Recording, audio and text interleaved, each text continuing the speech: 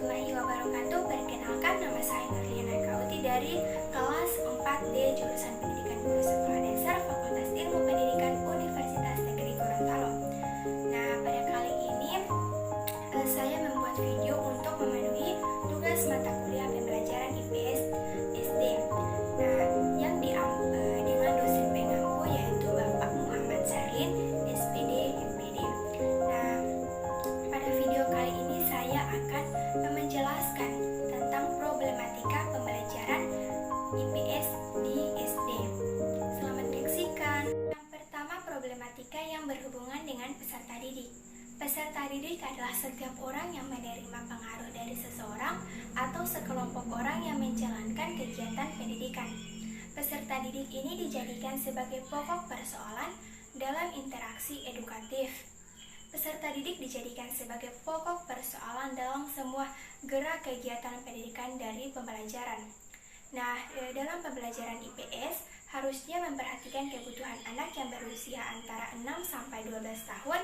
Kemudian anak dalam kelompok usia 9 sampai 12 tahun ini termasuk usia sekolah dasar pada kelas tinggi, yakni kelas 4, 5, dan 6. Mereka masih memandang dunia dalam keseluruhan yang utuh dan menganggap tahun yang akan datang sebagai waktu yang masih jauh. Mereka hanya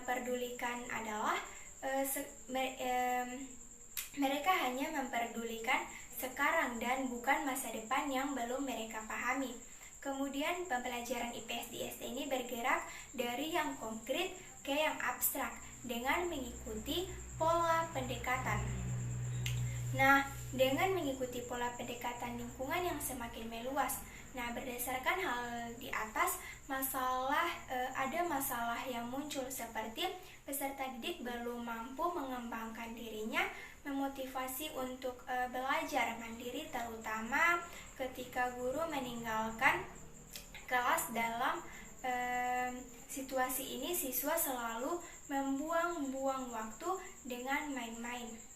Selain itu juga, masalah yang muncul dalam proses pembelajaran ini adalah peserta didik pasif dalam menerima materi yang diajarkan.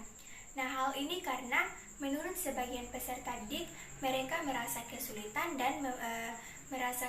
dalam hal memahami materi pelajaran yang disampaikan oleh guru. Nah, terkadang juga peserta didik malu bertanya kepada guru ketika mereka merasa tidak memahami materi yang disampaikan oleh guru. Nah, melalui pembelajaran IPS ini juga hendaknya dapat membantu peserta didik memperoleh informasi, ide, keterampilan, dan nilai dan juga cara berpikir. Nah, melalui belajar juga peserta didik ini mampu mengekspresikan dirinya, mengetahui cara-cara belajar yang baik dan benar dengan arahan dan bimbingan guru. Kemudian problematika yang kedua yaitu problematika yang berhubungan dengan penguasaan dan pengembangan materi pelajaran. Nah, secara sederhana materi pembelajaran adalah berbagai sumber belajar yang dapat dimanfaatkan secara langsung ataupun tidak langsung untuk kepentingan kehidupan. Nah, materi pembelajaran ini harus disesuaikan dengan tuntutan dan kehidupan peserta didik sehingga mereka tidak akan terasing dari lingkungan sebagai tempat hidupnya sehari-hari. Nah, melalui penguasaan bahan pengajaran dalam proses belajar mengajar harus dikembangkan. Mengapa? Karena semua itu selalu dibutuhkan guru dalam hal yang pertama, menguraikan ilmu pengetahuan atau kecakapan dan apa-apa yang harus diajarkan ke dalam bentuk komponen-komponen dan informasi-informasi yang sebenarnya ini masuk ke dalam bidang ilmu atau kecakapan yang bersangkutan. Kemudian menyusun komponen-komponen atau informasi sedemikian rupa. Nah, keberhasilan suatu proses pengajaran ini diukur dari sejauh mana peserta didik dalam menguasai pelajaran yang disampaikan oleh guru. Nah, kemudian langkah pertama yang dilakukan dalam mengembangkan materi adalah memilih materi pelajaran. Nah, materi pelajaran ini yang sesuai untuk ranah kognitif ditentukan berdasarkan perilaku yang menekankan aspek intelektual seperti pengetahuan, pengertian, dan keterampilan berpikir. Masalah yang tampak dalam pengembangan materi pelajaran IPS ini adalah guru hanya menggunakan buku-buku paket IPS dan buku lembar kerja siswa saja saat memberikan pembelajaran di kelas. Padahal, guru dapat menggunakan sumber belajar yang lain, seperti jurnal, narasumber, situs internet, multimedia, dan masih banyak lagi. Nah, multimedia ini juga dalam bentuk elektronik seperti TV, video, kaset, audio, dan sebagainya. Nah, guru dalam mengembangkan materi pelajaran harus memikirkan bagaimana dampak yang akan dialami peserta didik. Maksudnya di sini adalah guru harus melihat tolak ukur yang bisa diterima oleh peserta didik. Berdasarkan pengembangan materi tersebut, guru dapat membuat peserta didik lebih memahami. Maksudnya adalah dari penyampaiannya atau peserta didik ini merasa dibebani dengan penambahan materi. Kemudian problematika yang ketiga itu problematika yang berhubungan dengan metode pembelajaran. Metode adalah cara yang digunakan untuk mengimplementasikan rencana yang sudah disusun dalam kegiatan nyata agar tujuan yang telah disusun ini tercapai secara optimal.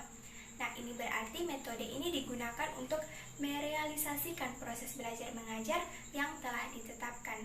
Nah, masalah yang biasanya muncul dalam metode pembelajaran IPS ini adalah guru hanya menerapkan metode pembelajaran konvensional pada saat memberikan pembelajaran di kelas seperti metode ceramah, tanya jawab, dan penugasan.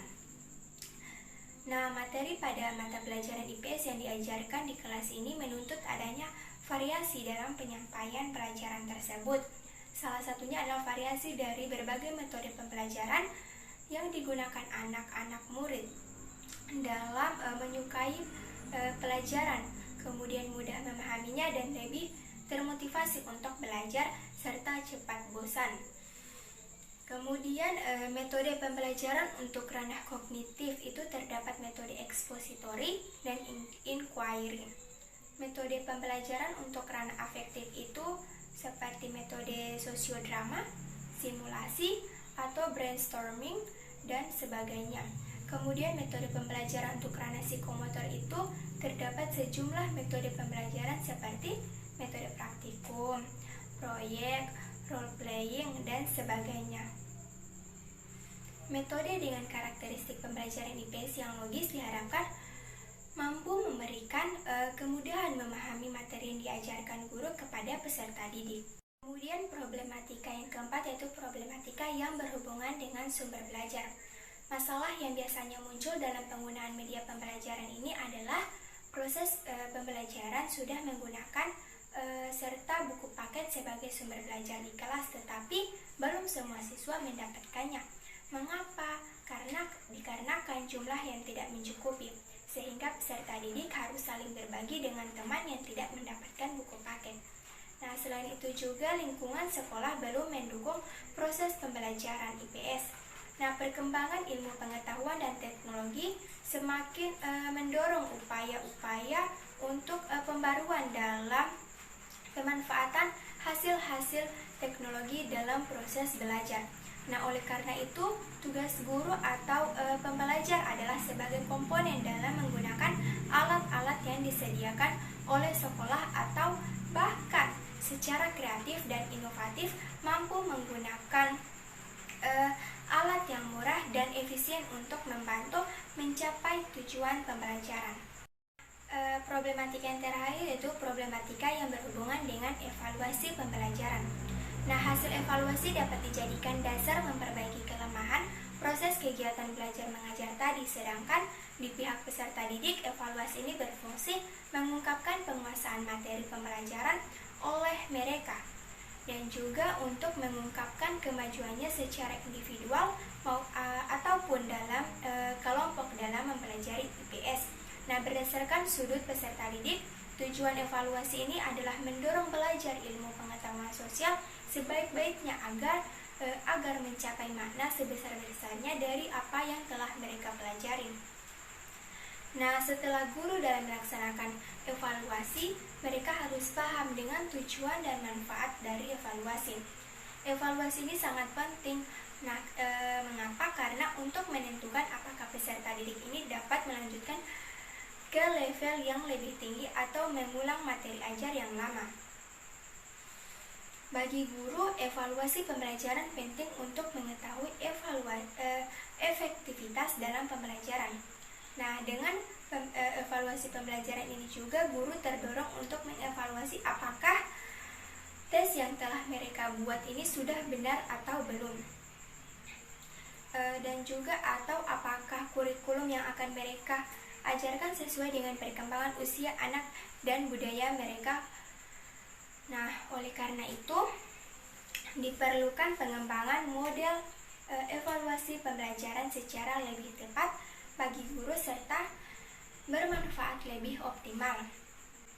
Nah, kondisi ini dapat diperbaiki melalui pengembangan tes yang tepat, guna, dan berhasil.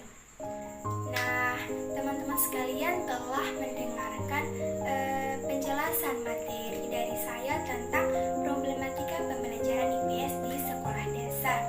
Nah, setelah saya menjelaskan tentang problematika tadi, saya mohon maaf apabila saya salah dalam berkata atau salah pengucapan